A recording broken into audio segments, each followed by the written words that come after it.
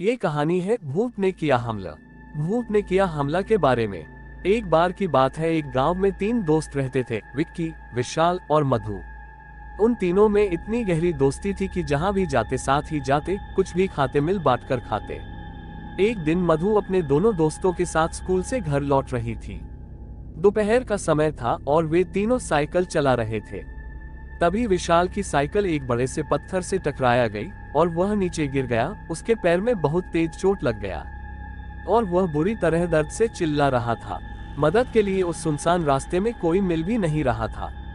तभी मधु भागकर मदद के लिए किसी को बुलाने गई। थोड़ी दूर गई तो उसे एक 2 मंजिला घर दिखाई दिया। उसे लगा कि शायद वहां मदद मिल जाएगा। फिर वो वहां गई, लेकिन वहां जाकर देखी तो सारे कमरे में ताला लगा हुआ था। उसी वक्त मधु को लगा कि कोई उसके पीछे से होकर दूसरी मंजिल पे गया है, और जब वो पलटकर ऊपर देखी तो उसे एक परछाई दूसरे मंजिल पर जाते हुए दिखाई दिया। मधु को लगा कि शायद ऊपर कोई रहता होगा, उसी की परछाई होगी। मधु उसे रोकने के लिए आवाज लगाते हुए उसके पीछे पीछे दूसरे मंजिल पर चली गई। फिर वो वहां जाकर देखी तो उस मंजिल पर बस एक कमरा था और उस पर ताला लगा हुआ था।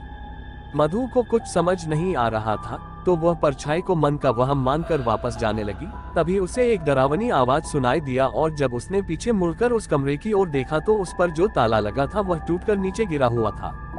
मधु एकदम से डर गई और सोचने लगी कि ये कैसे हो सकता है, लेकिन उसे अपने दोस्त की मदद करनी थी, इसलिए हिम्मत जुटाकर धीरे धीरे उस कमरे में गई।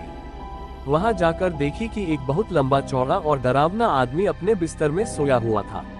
मधु ने उससे पूछा, भैया क्या आप मेरी मदद करेंगे? वहां रास्ते में मेरा दोस्त साइकिल से गिर गया है, उसके पैर में बहुत तेज चोट आई है, दर्द के मारे चिल्ला रहा है। अगर आप मेरी मदद करेंगे तो बहुत मेहरबानी होगी। लेकिन वह आदमी मधु की बात का कोई का जवाब नहीं दिया। फिर मधु को उस आदमी पर गुस्सा गई। मधु चिल्लाकर उससे बोली, आपको सुनाई नहीं दे रहा है क्या? मैं आपसे कब से मदद मांग रही हूँ, कुछ बोलते क्यों नहीं? इतना बोलते ही अचानक उस कमरे का दरवाजा अपने आप बंद हो गया। मधु ने ये सब देखकर घबरा गई और दौड़कर दरवाजे की ओर गई और उसे खोलने की कोशिश करने लगी। उसके बहुत कोशिश करने के बाद भी वह दरवाजा नहीं खुला। तभी उस आदमी की जोर जोर से हंसने की आवाज आने लगी। मधु उसके हंसी से इतनी डर गई थी कि उसका पूरा शरीर कांपने लगा और उसकी आवाज भी नहीं निकल रही थी ताकि चिल्लाकर किसी से मदद मांग सके।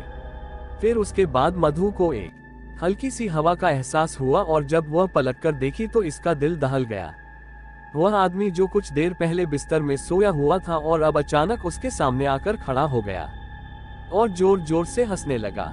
उसकी हंसी देखकर मधु को और ज्यादा डर लगने लगा। उसे एहसास हो रहा था कि आज ये मुझे जिंदा नहीं छोड़ेगा। फिर वो आदमी मधु को पकड़ लिया और उसे अपने पास खींचने लगा। मधु जोरों से रोने चिल्लाने लगी। वह आदमी उसके मुंह पर हाथ रखा और उसे नोचने लगा। भूत ने किया हमला और उसके बाल पकड़कर घसीटते हुए उसे जंगल की ओर ले जाने लगा। इधर विशाल दर्द के मारे छटपटा रहा था और विक्की परेशान था कि मधु अभी तक आई क्यों नहीं।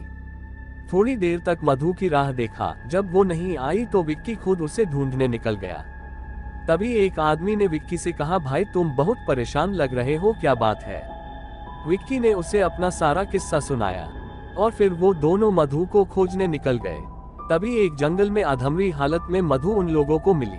उसके कपड़े फटे हुए थे और वह रो रही थी। विक्की ने उसे देखते ही गले लगा लिया और पूछने लगा कि ये सब कैसे हो गया। फिर मधु अपने साथ हुए सारा किस्सा बताया। उसके साथ हुए इस हादसे को सुनकर दोनों के रोंगटे खड़े हो गए। तभी उस आदमी ने बताया कि कुछ साल पहले बगल के गांव में एक लड़का रहता था। वह थोड़ा पागल सा था और हमेशा आते जाते लड़कियों को छेड़ते रहता था। उससे परेशान होकर लड़कियों ने अपने माता पिता से बताया। फिर गांव वालों ने उसे बहुत मारा। फिर 2-4 दिन के बाद वह उसी 2 मंजिला घर में जाकर अपने आप को एक कमरे में बंद करके चाकू मार लिया। उसकी मौत का काफी दिन तक किसी को पता नहीं चला था, लेकिन जब उसकी लाश मिली तो बहुत ही डरावनी और भयंकर हालत में मिली थी और तब से उसकी आत्मा उसी कमरे में भटकती रहती है। इसलिए इस घर में आज तक कोई नहीं जाता है। उसके बाद विक्की ने उस आदमी की मदद से मधु और विशाल को घर ले गया और फिर ये तीनों उस रास्ते से होकर दोबारा कभी नहीं गए।